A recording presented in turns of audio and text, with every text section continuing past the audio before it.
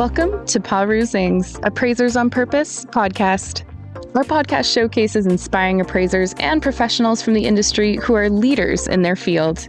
How did they get to where they are? What have they learned along the way? What can we learn from them? Your host is real estate investor, entrepreneur, and appraiser, Michael Hobbs. Well, welcome back. And again, I hope this first quarter of the year is fantastic for you. However you're choosing to spend it, maybe like so many, you grabbed a little bit of downtime there to start the year and get prepared for what's coming at us. Or maybe you got your own little process to get the new year going. Maybe even set some new year resolutions. I'm sure one of them is spend more time here with the Perusing's podcast. And I'm excited that you chose that one because we have such a talented and experienced peer with us today. I'm excited to introduce her. But before I do, of course, a couple important actions you need to take. I know you already have, but in case you forgot, make sure to like the podcast and definitely subscribe. Big factors. And then, this 24, it's the reason to do more, and that's giving. So make sure to give a recommendation to someone who could get a lot of value out of this podcast, and specifically from our guest. And Cindi Harris, thank you so much for joining us today.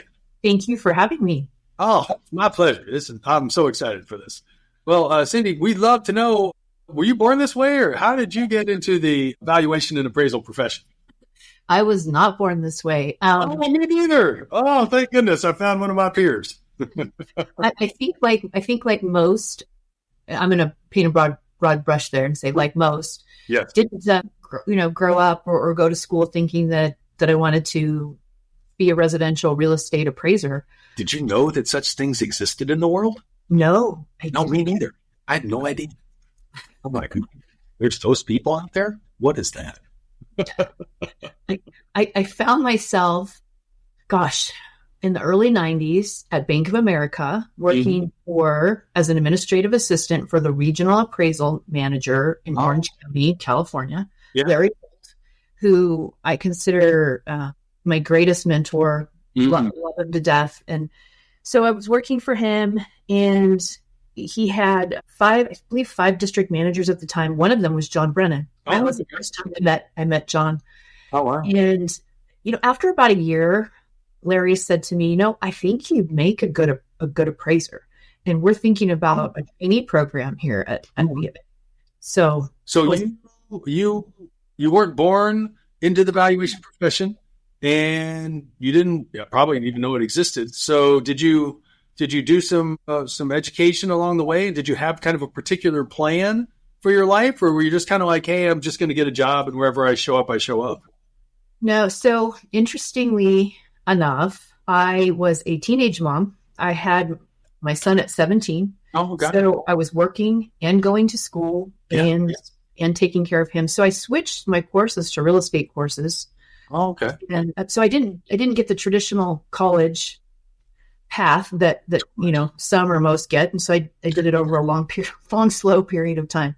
But yes, I did switch to real estate and did a lot of my beginning education through college courses rather than the Appraisal Institute or other educational entities at that time. I'm thrilled to hear that you had college courses available to you. So many people don't even have that opportunity. I mean, that's great. I mean, there used to be, we go back a number of decades, there were a lot of universities and colleges and community colleges that offered a lot of education and a lot of quality education, not just entry-level education. So that's really good to hear. Thanks for sharing that, Cindi. Huh. So how did that get you into the real estate profession? So from there, I was taking those college courses so that I'd be able to get my trainee or beginning license. And then I went through a very structured trainee program at Bank of America, which I'll be very grateful for. I was trained very well, right, from an institution. So I was able to spend, I think it was 6 or 7 months. The program was designed to be 9 months. I ended up finishing early. Oh, congratulations. One of those exemplary students. Yes. But it's a challenge, right? If you can be early, you've got to be early. So yes. No, I spent a lot of time with Scott Piquel, who most recently was the chief appraiser at Flagstar Bank. Yeah. He was the senior appraiser that I traveled with, and we did all of our inspections together. And I would write up the reports, and then he would use his red pen, and we'd go through them and it had a lot of fun. It was actually a really great time. And that's when we were all in the office together. All the staff appraisers were in the office together. So the peer group was there. You had people to haze you. You had people to help you. It was fun. Those were the good old days. I truly believe that this migration away from the office is much like a pendulum, as opposed to a plane flight. I do think there will be a migration back to some degree or another, because how do you replace? I mean, maybe some technology introduce it, but until then, how do you replace that camaraderie, that sense of community, that immediate learning that comes from just being in proximity with peers? 100%. And it's funny you say that, because I'm actually doing a lot of research on community. Oh, Gen Z is really, it's something that they lack, that they crave and lack. Mm-hmm. It's almost like they're nostalgic for something they haven't had. Yeah. Because they're just so used to the digital world. And so it'll be interesting to see what that research brings forward. But I think in a lot of ways, we're lacking community. Yes. People crave it, but it's not easy anymore. No, truly not, sadly. But you had a phenomenal mentor and wonderful exposure early on, moving from an administrative role into appraising. And by being in Bank of America, my assumption, given the names you mentioned, is that you started in residential. Have you stayed in residential your whole career? Yes, I have. Okay. And so what was that 9-month training program like? I mean, some people are like, 9-month training. I would love to have a 9-month training program. I got like 2 weeks or whatever it is for the new or a trainee. What was it like for you back then? I could not be more grateful. It was very old school training. Oh. Right? Literally, like I said, we literally went together. We'd meet at every property. We'd go through it together, come back. I kind of make light of the whole red pen thing, but it's super important, right, to understand how to think about the analysis correctly, how to report it correctly, how to not think about appraisal as a commodity, but as a very important, part of the loan process. Oh, yeah. If you're going to be the eyes and ears for the lender, yes, then you have to explain to the reader, what's going on. And it might take a couple extra minutes. Yeah. But it's really about the behaviors that you create in terms of taking the time to be prideful in professional. Yes. In what you're putting out. That is so important. So important. I mean, I love that reference, the red pen experience. I mean, that could be a podcast in and of itself. Yeah. Because there's something to be said. I mean, I can remember back when I moved from, I had that experience when I was in residential, had come out of investing and went into, I kept investing. But I remember sitting there and I'd watch, and it was like both, and maybe you had the same experience.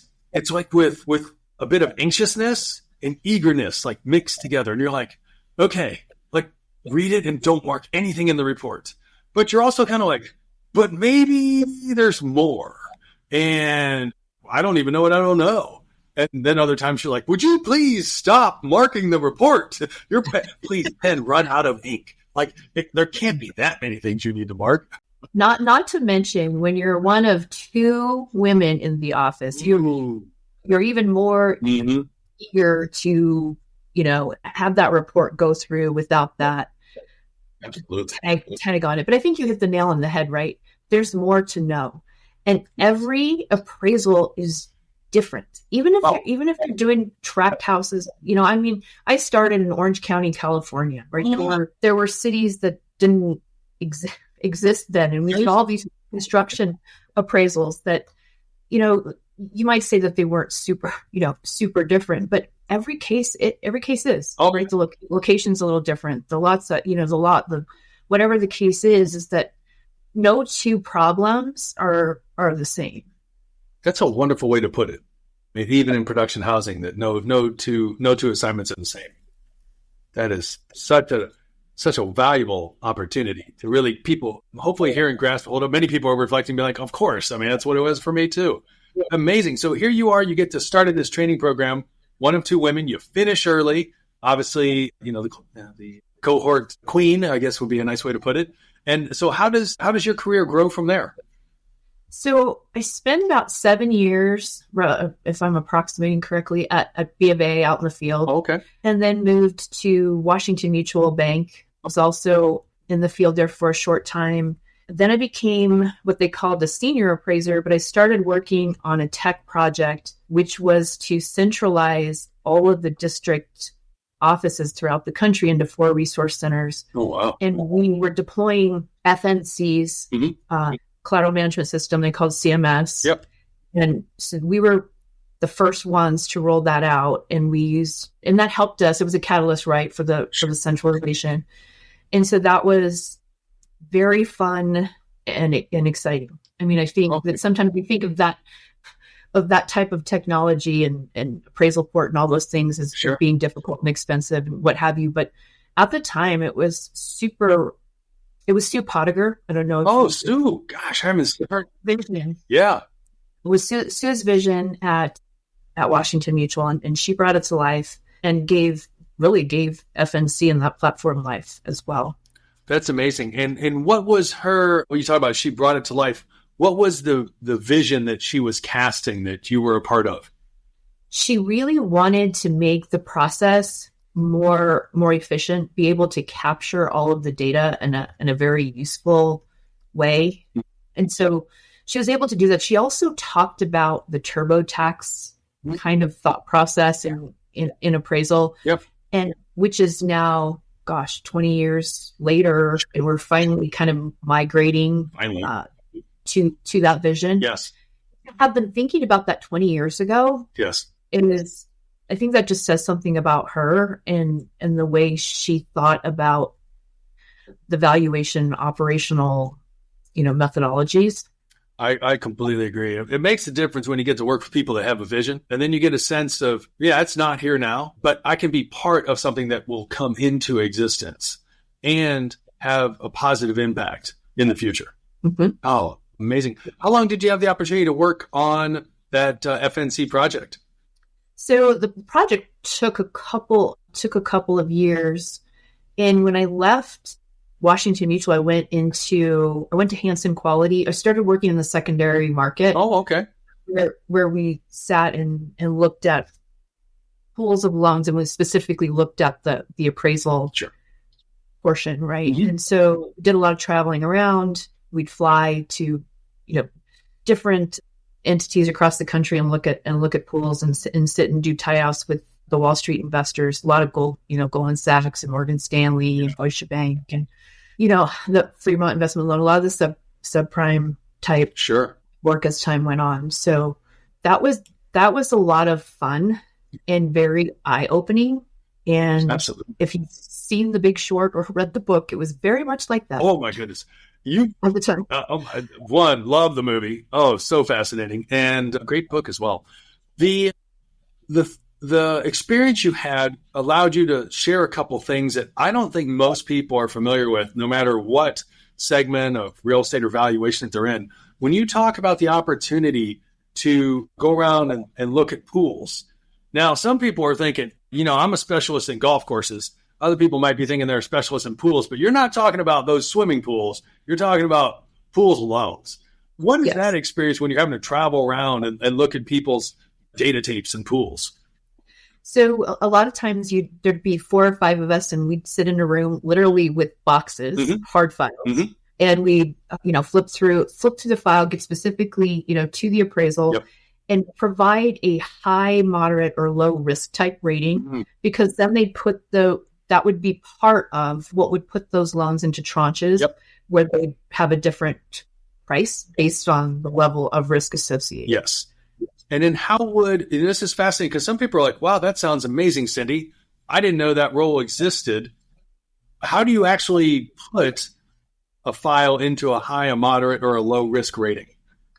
They had, the investors had certain things that they were looking for. Got it. That would raise a red flag. Maybe a wide range of adjusted prices. Maybe it was a rural property and it just looked very very unusual. Mm-hmm. Things like that. There's usually a list of 10 to 12 different things that would raise a flag for them. And we would tag those. But you would get to the point where you could scan through and look for certain things very, very quickly. Yeah. I mean, if you're looking at 12 things in a multiple page report, you're looking at 12 things. You're not looking at every single page. You're like, okay, yes, no, okay, low. Don't have to go to the rest of them. We already hit three of the 12. Like, boom, you're over there. And then when you talk about doing tie-outs, for those that don't have an accounting background or have never been around CPAs, like, what are you referring to as it relates to supporting these Wall Street investors as they're analyzing these pools of loans? So what would happen a lot of times is each side would order a BPO sometimes. And so the BPO would be another piece of information to use to understand if the value on the appraisal was within a tolerable range. And so sometimes they start with an AVM, then they go to a BPO, and certain values would fall out of tolerance. And so we would sit there with the investor would hire someone, and then the lender would have someone. Yes. And we'd sit at the table and we'd discuss these appraisals that were outside of tolerance to get to a point where we would accept it in the pool or in a specific tranche, or, it might be priced differently because we just couldn't come to an agreement that the value was supported. So it was really about supporting it within a tolerable range. Mm-hmm. And then if it wasn't, well, how far did we think it was off? And that's where it would fit into a different tranche for pricing. I mean, this is so informative for people. It doesn't matter what type of valuation work they might do or how they're involved in the profession, to understand, as you touched on, when you move outside of origination and you get into the secondary space, there are so many different roles involving a file. And when I say a file, I'm referring to there's a property and there's a loan secured against it. You're not talking about somebody bought it for cash. Like, that's never going to show up here. But because of that, you had this opportunity, having first worked at Washington Mutual and then moving over to Hansen, to get this significant exposure in the secondary space. What, as you reflect on that, was most eye-opening about moving into this secondary space, having been at Washington Mutual and before that Bank of America? So it was a night and day difference, because my first exposure to subprime in looking at not just the loan file, but the appraisal, it was horrifying. I mean, it was really scary. And think about it, right? You're at Bank of America back in the old days when you're trained to do everything a very certain way. And then you see some scary things where, sometimes a review appraiser would cut a value and someone in sales would raise it back up. Mm-hmm. It was just it was a scary time. So there were some scary things going on. I think everybody knows that now. Cindi, they do, but Gen Z have no idea what you're talking about. And there's, we're so grateful we have really kind of three different groups of peers, if you will, that draw into the podcast. One of which are, people that you and I know, names you've mentioned or that you haven't. There's those that have been around. It's like, it's just fascinating. It's just love to hear about someone else's life story and their professional path through the industry. But then there's others who've been in the industry for a while, but they probably only had maybe a role or two, don't realize the diversity of experiences that are available to them. And then they get to learn so much. They come away so enlightened, informed, and ideally inspired because of the podcast. So, I had no idea there were so many other opportunities for me than maybe what I've been doing for the last 3, 5, or 30 years.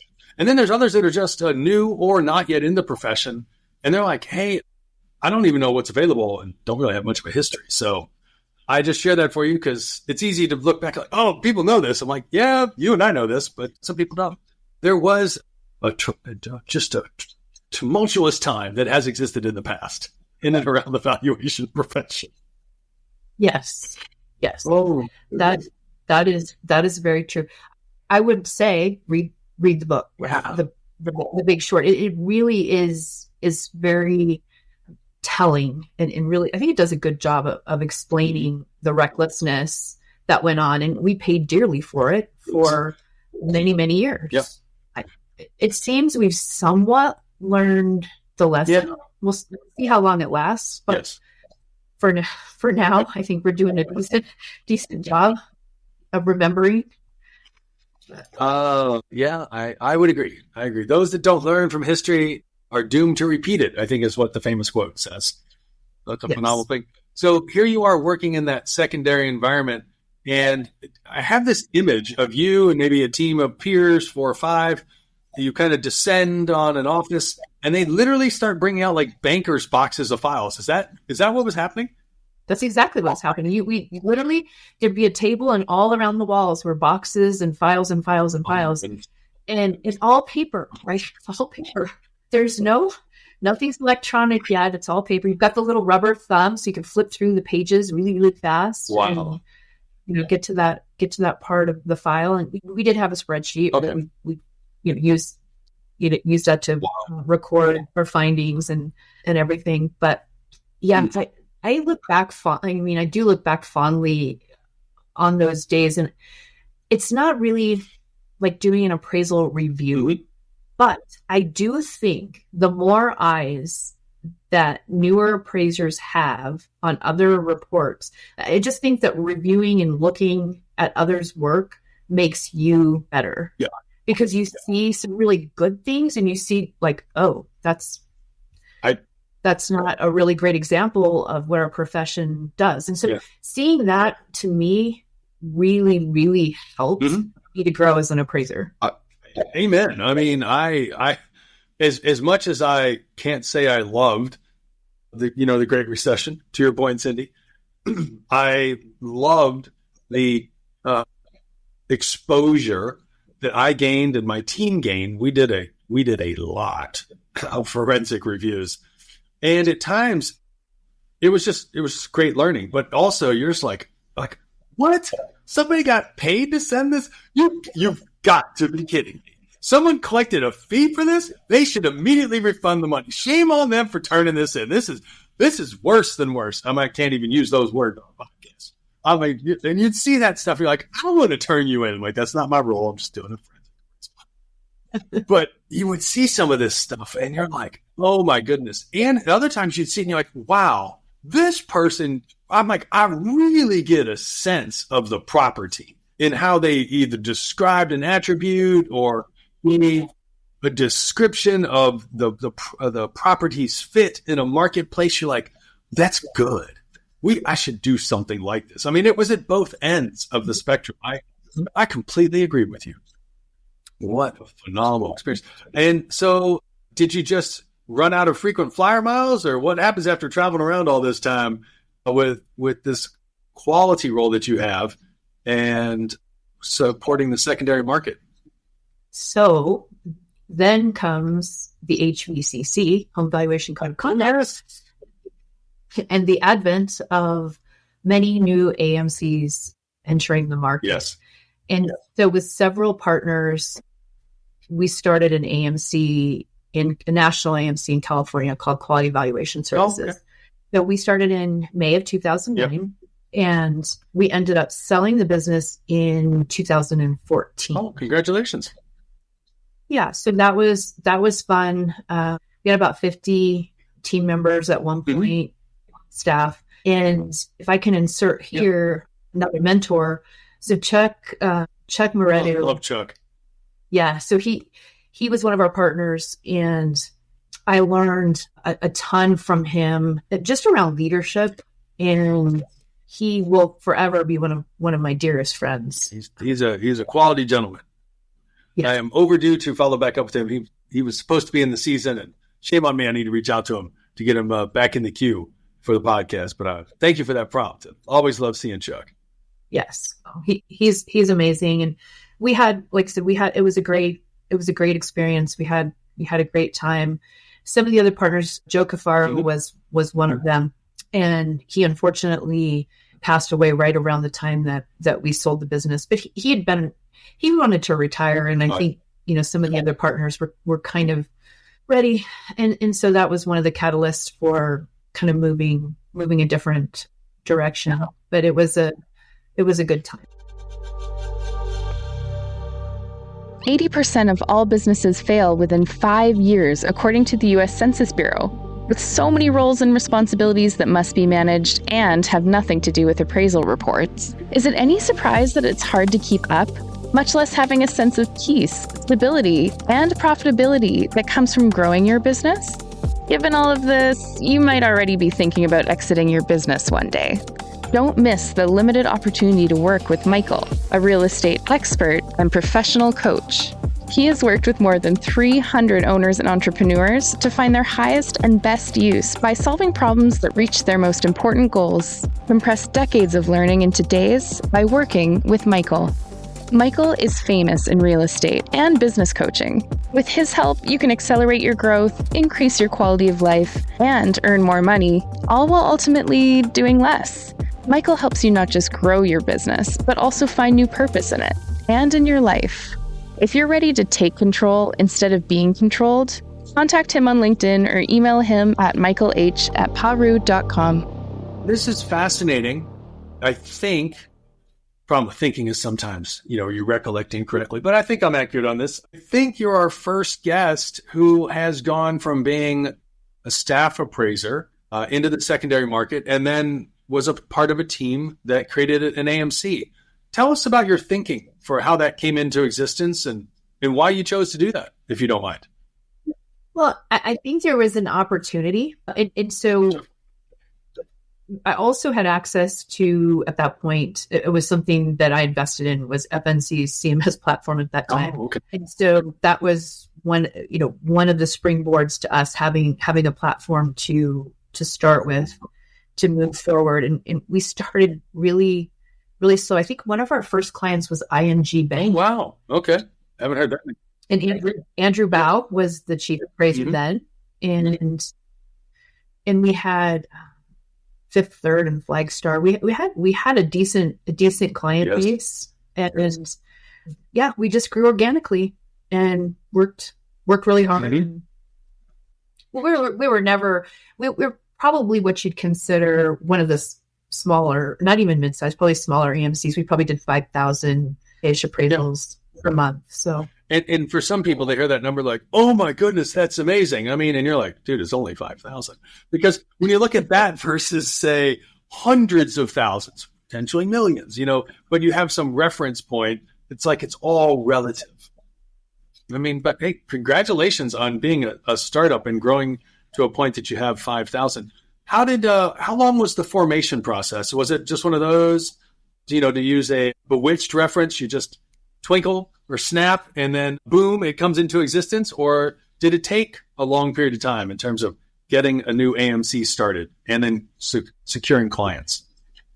So no, it was it was definitely a long, hard road. And then with the advent of state requirements and the state AMC registrations, it was very costly, very arduous. I was probably fingerprinted literally hundreds of times.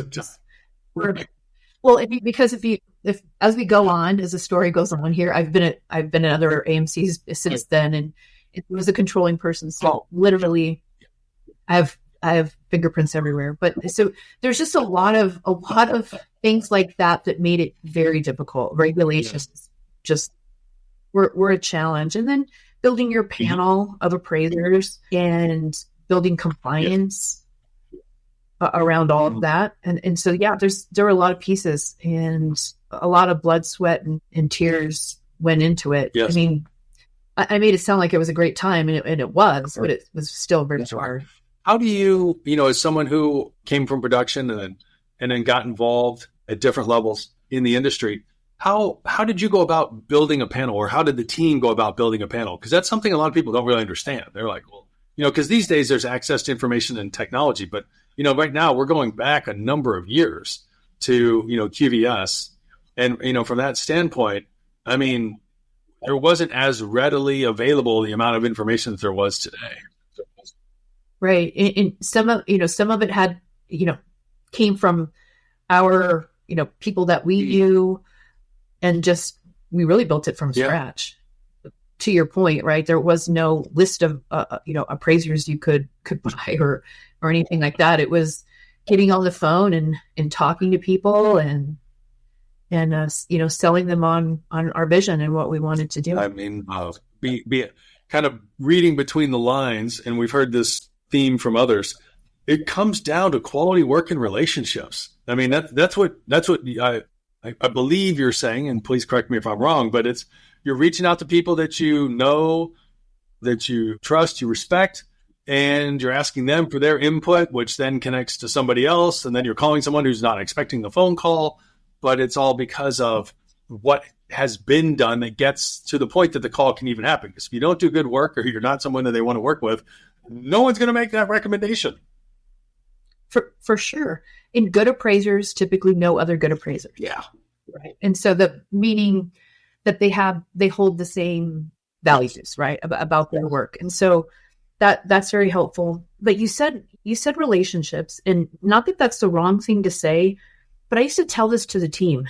We need to build partnerships because partnerships are reciprocal. Relationships sometimes aren't.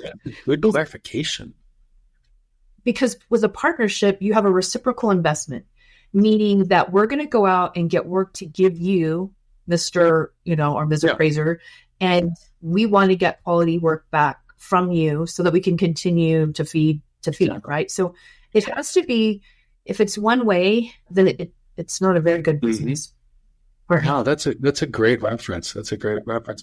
When you guys started QVS, was the intention to be national, or were you all regionally focused? No, we always meant to be national.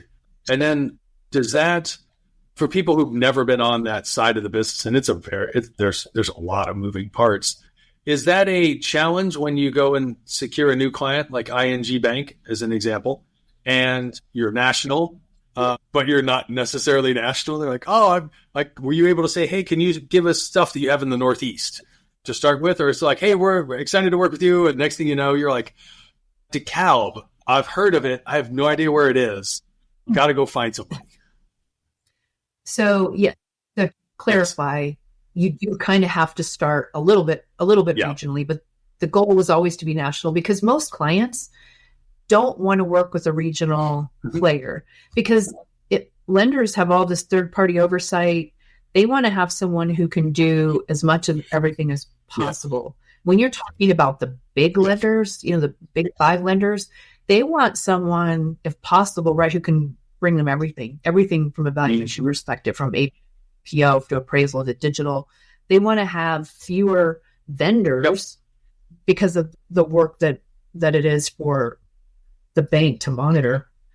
Totally the case. It clearly follows the automotive model, which is the largest automotive firms don't want thousands and thousands of suppliers. They want a tier 1 supplier. And having been involved in that perspective prior to, not in the automotive, but in the white goods space, they only want to have, maybe 2 handfuls of primary suppliers. And then they literally push them to also consolidate because they want fewer relationships with depth.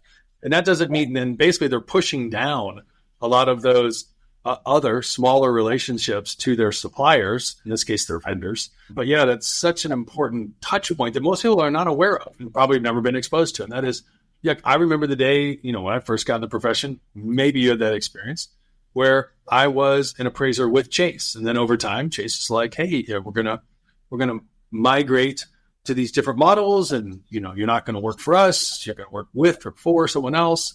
I get it. It's a business choice. Yes. And I know it's, in a lot of ways, it's an unpopular choice for a lot of appraisers because they'd rather direct with the lender. But if you take a step back, AMCs really do a lot of work on behalf of the appraiser. So if the appraiser chooses to have an AMC or 2 as part of their client base, or even an anchor client, that's someone who will work on their behalf to gain more business, to collect funds, to pay, to provide assistance. Like, for instance, maybe a peer group that they can call into for help and things like that, and new technological solutions, training. There are a lot of benefits that I think get overlooked. And I wish that every appraiser could do like a tour or a day in the life of the AMC, because it's hard. Because I think when you see brought, I can't remember where it was. I don't know if it was QBS or not, but I've had appraisers come in to the AMC and just kind of sit with everyone and look and see what goes on. And it gave, there was this one woman, and I don't remember her name, but she was just amazed at what really goes on. It's not just click a button, we're taking all your money. No, not at all. It's not at all how it goes. I totally agree. And that's such a wonderful way to highlight that. Click a button, and then take your money. Because, I mean, what comes to mind is this image of, take your kid to work day. Because, like, how many parents have ever caught a conversation maybe between their child and the neighbor's kid, and they hear how their child describes what their, mommy or daddy does. And you're like, oh, I've done a really bad job of educating my little one on what I do. Or, oh, wow, I either have done a really good job or my kid's really smart. I'm not sure which. But there's something to be said about, I had that experience, it's been a couple decades ago, but I remember a few people that I know in the industry today, I only know because a very prominent lender invited a very small group of people together in the Chicago land market area. And I met some people some of which I knew names of, but I never met in person. Other people I just never knew. And that wouldn't have happened had they not brought us together and said, hey, we really like working with you all. You all do an above average job, and we want to help you do even better work, because if you do better, we do better. Like, we win together. And that worked. That lasted for a while, and then they got bought, and then they got bought by somebody else. It went the way it went. But I appreciated that point in time. And I'm glad to hear that you were a part of that as well. Wow. So what did you, obviously the AMC industry has had its ups and downs. You were an owner, a co-founder, if you will, and then you said you sold it. Was that something you were actively looking to do, or did somebody just come along and offer you like Elon Musk money, and you're like, oh, okay, you can buy Twitter for $44 billion or whatever the number was. Like, please, you can FQB us. Like, how did that process come about?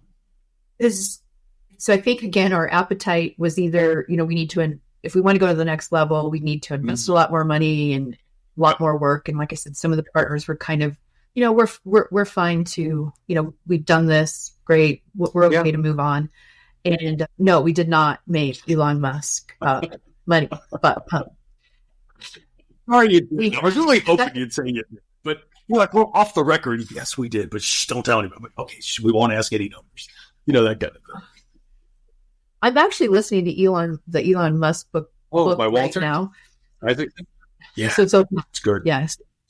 So it's so funny. But if I had made Elon Musk money, I probably might be doing something different. I can't believe you would ever say. You mean you would leave this profession, which is just giving you so many experiences? Which I am book for. Oh, we all are. Some days more than others.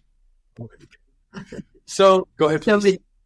In 2014, when we sold, since it had been 6 years, and I was kind of quote unquote mom of the business, that I knew myself well enough to know that it would be too hard for me to continue there, as the vision belonged to someone else now. And so I knew myself again well enough that I thought it would be too hard for everybody. And so that I would go ahead and move on to another opportunity, which was solidified. Oh, wow. So did you, we've heard that from others, and I've experienced that a lot in my time, having grown so many businesses, and it just changes. It's like, hey, this was my baby, and now it's yours. And you have a different vision for my baby. And I think my vision's better, or maybe, like you said, I know myself well enough to know that I should probably go. And so you left. Did you take like a nice couple year sabbatical, or what came next? How did you get to Solidify? Yeah, I'm not very smart when it comes to taking sabbaticals. No, I did not take one. And so Solidify US is headquartered in Buffalo. And my kids were already, either out of college or in college. So they weren't. Oh, okay. And my husband said, really them too, said, oh, sure, Mom, that's great. Take that job. But none of us are moving to Buffalo. Oh. So I commuted to Buffalo from Southern California for just under 3 years. And so I ended up. Did you do that cross-country trip? So on Sunday nights, I would red eye and I'd go straight to work, go straight to the office. And usually I'd go home either, Thursday night or sometime Friday. And did that. But it was a phenomenal experience in that going from, $5,000 a month to a $30,000 a month type organization gave me a whole new level of experience. And at that time I had a team probably around 100, and most of them were millennials. A lot of them grads from the, recent graduates from the University of Buffalo. And what a great experience that was. I just loved them to death. They were super great to work with, really ambitious, smart. It was just a lot of fun. Yeah, what an experience. And so here you take on, you see like literally 6x the volume and 100-person team. I mean, what was the, if you kind of think back to those first couple months being there in this new organization, obviously you'd been around for a while and was very established. What were some of those first like aha experiences? You're like, oh my goodness.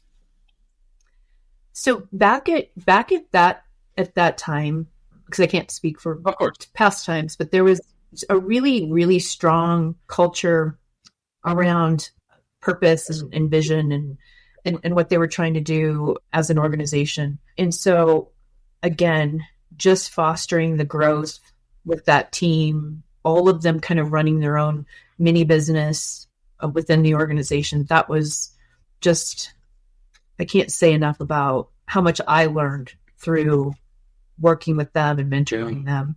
When was your role when you had stepped down from your own firm and went to work for Solidify?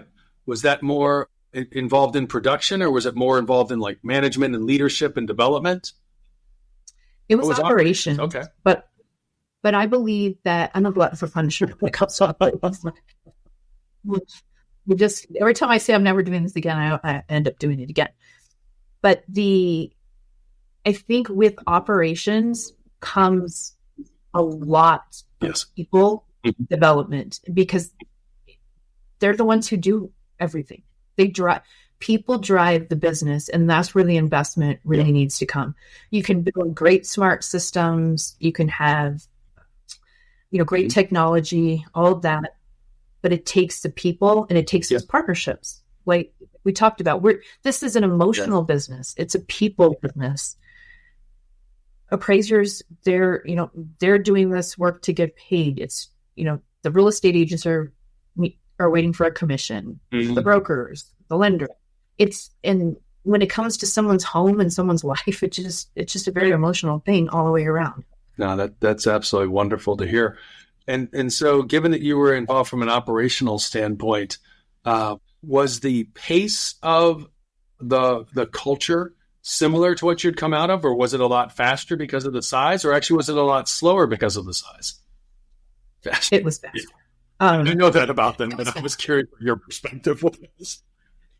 No, it was always like your hair was on fire. But we did board the top lenders in the country during my tenure. So there was a lot of, building the structure and compliance and policy and processes and things like that to support that type of business.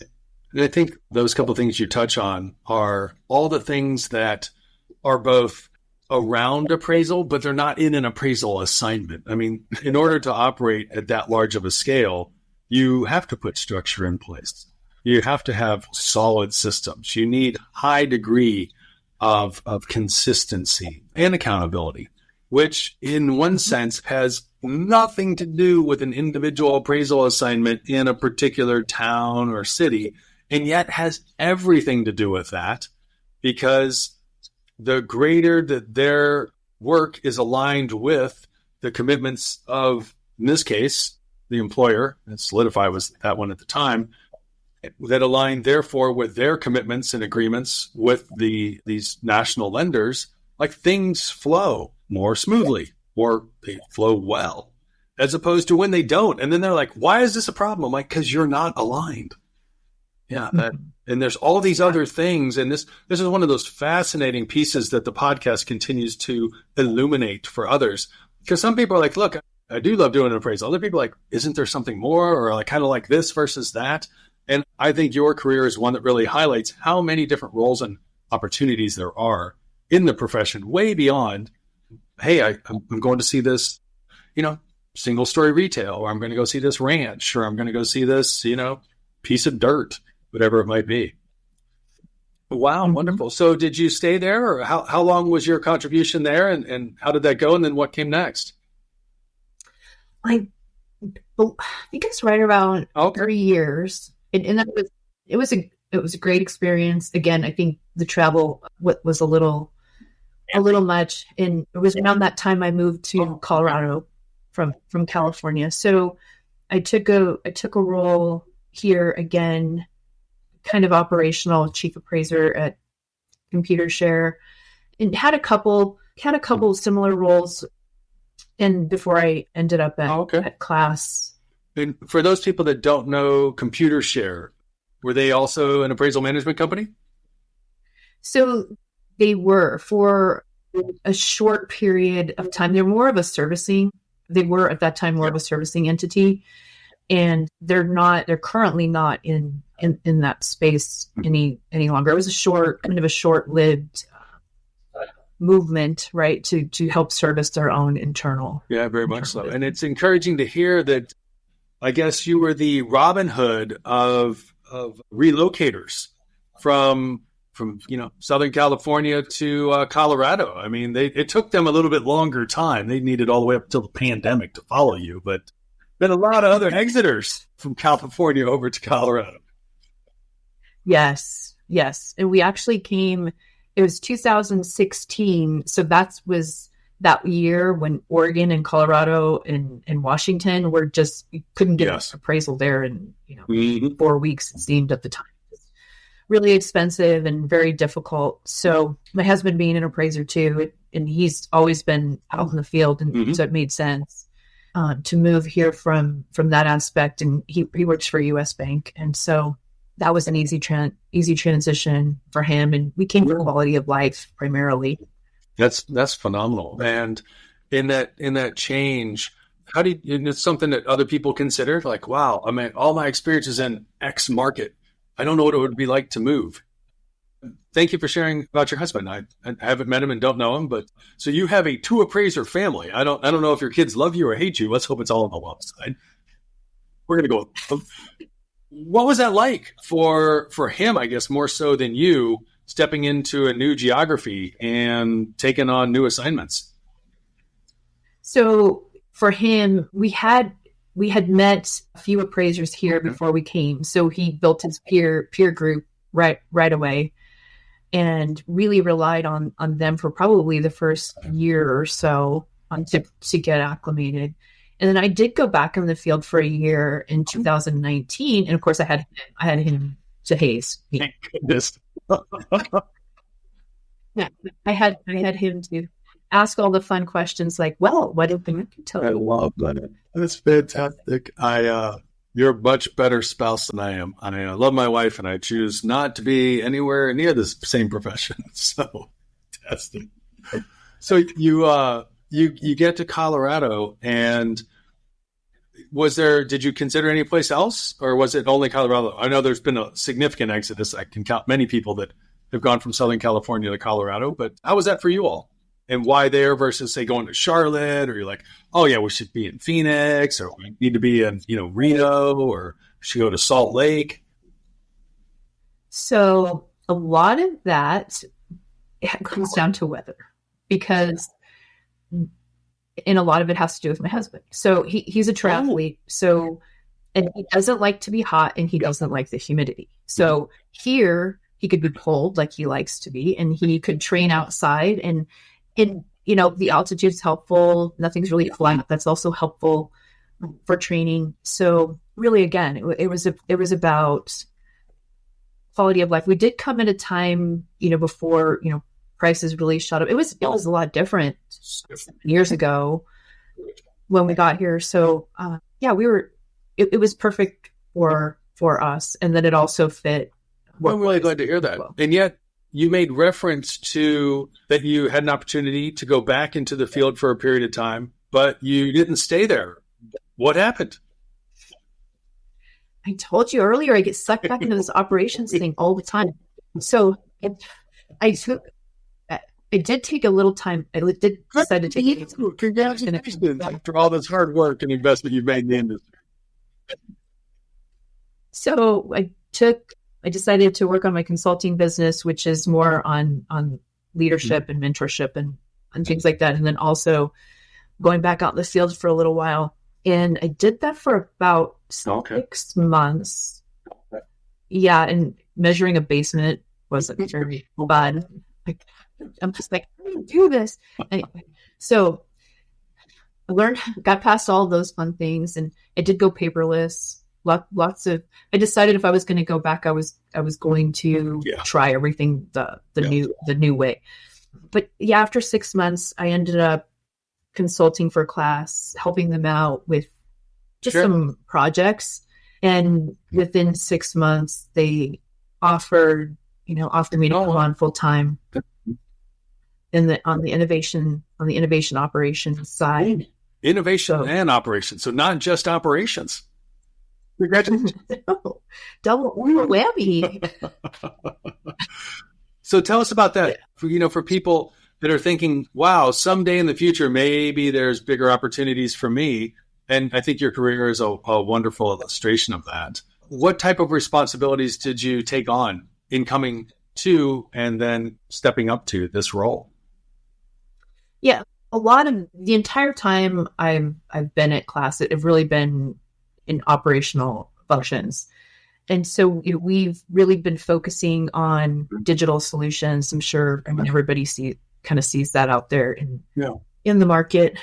But that's something we've been super excited about and really trying to help inject some capacity into the market. We can anticipate, or at least I shouldn't say we can. We think we can anticipate 2024 being relatively slow. But in 2025, if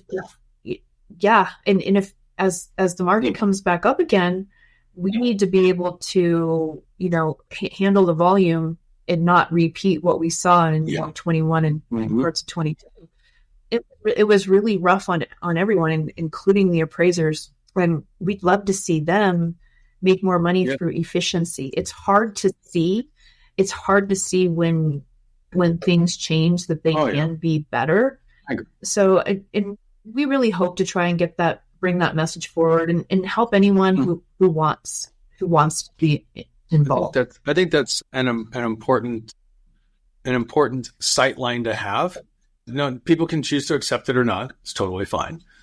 But I think that's an important sight line to consider, because you could still choose to have a horse and buggy. And depending on, if you have a particular religious affiliation, you might still have that. Most people don't.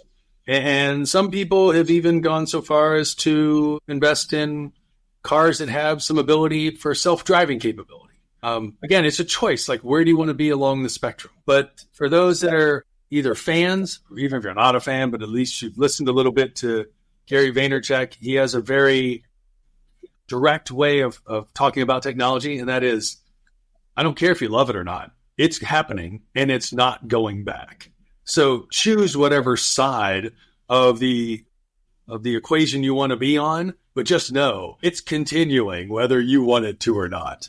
And I'm like, some days I love that. It's like, wow, that's inspiring. Other days I'm like, this is terrible. Please, slow down or stop, or where's the rewind button? Those kind of experiences. It's not easy, but a lot of times things that end up being great aren't necessarily easy to get there.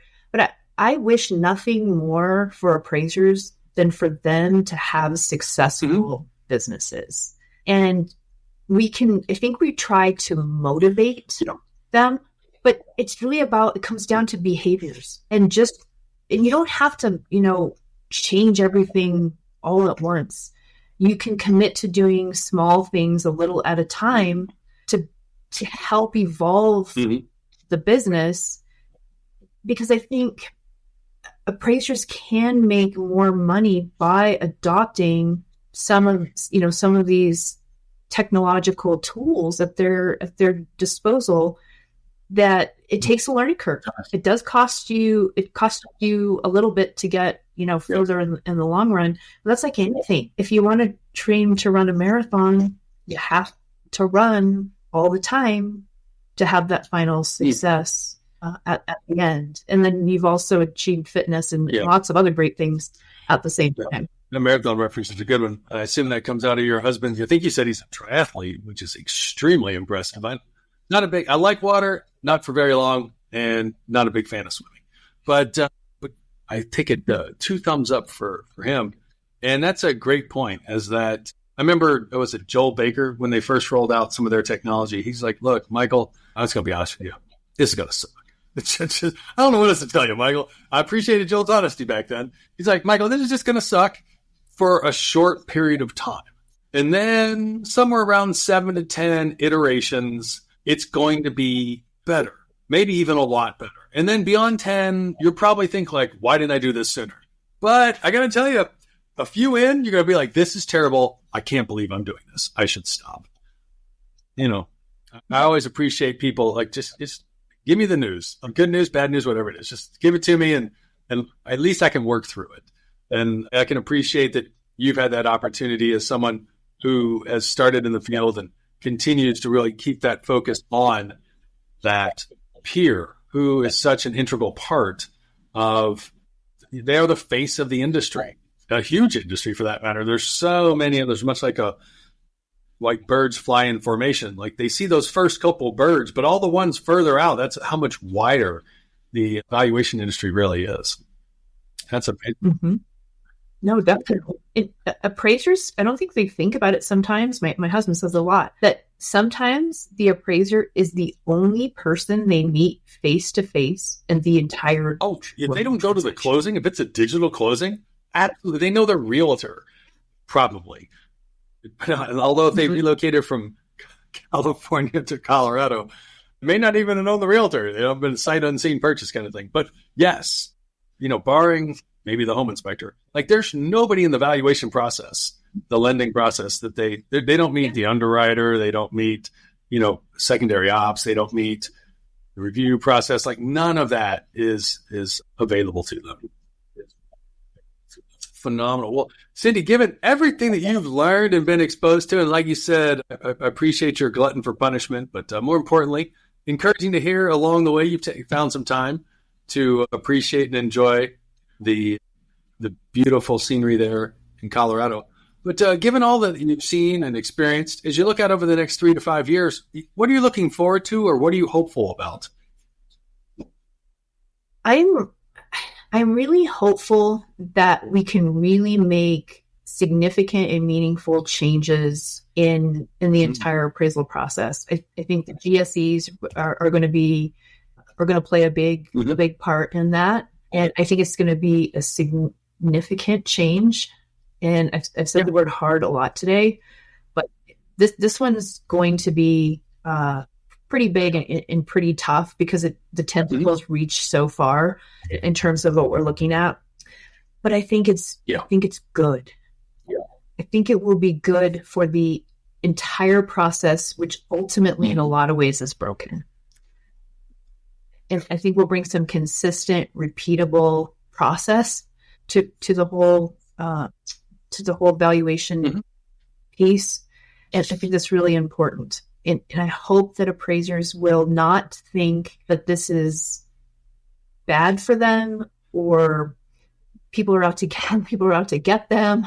It's none of that. It's just to make the process less painful for everyone involved. And I think if we took a really hard look ourselves at how the whole thing works, it needs to be better. Completely agree.